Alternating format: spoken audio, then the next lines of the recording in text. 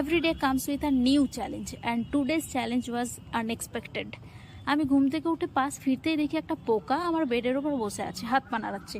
তো আমি আঙুল দিয়ে বেডশিটটাকে ঝাঁকিয়ে চেষ্টা করি যেন পোকাটা উড়ে পালিয়ে যায়, কিন্তু তাও কোনো লাভ হয় না। পোকাটা ওড়ার চেষ্টা তো করে কিন্তু ফাইনালি উঠতে পারে না।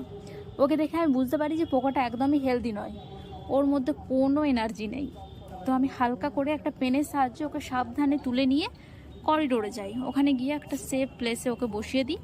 তারপর আমার মনে হয় যে ওকে একটু খাবার আর একটু জল দিলে হয়তো ওর এনার্জি রিগেন হবে, ও আবার উঠতে পারবে।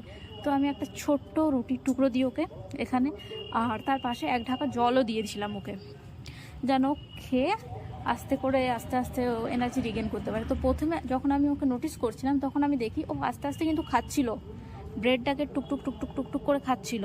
তারপর আমি ওখান থেকে প্রায় আধা ঘন্টার জন্য বেরিয়ে যাই, আমার কিছু কাজ ছিল। এটাকে দেখেই বোঝা যাচ্ছিল যে এটা কোনো লাইট পোকা হবে। এখন তো সূর্যের আলো আছে দিনের বেলা, কোনো আর্টিফিশিয়াল লাইট জ্বলছে না, তাই মনে হয় ও মোটিভেশন পাচ্ছে না এনাফ ওড়ার জন্য। So after 30 minutes I came back and guess what, ব্রেডটাও নেই, পোকাটাও নেই।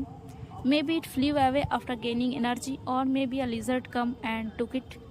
But I really hope it ate the food, got better and flew away safely. I hope so.